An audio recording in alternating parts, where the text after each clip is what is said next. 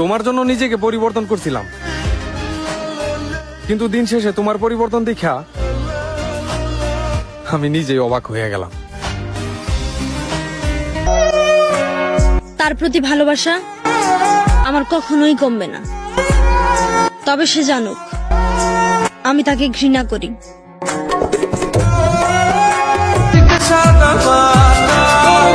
কেঁপে ওঠে বুকটা যখন চোখের সামনে ভেসে ওঠে তোমার মায়া ভরা মুখটা।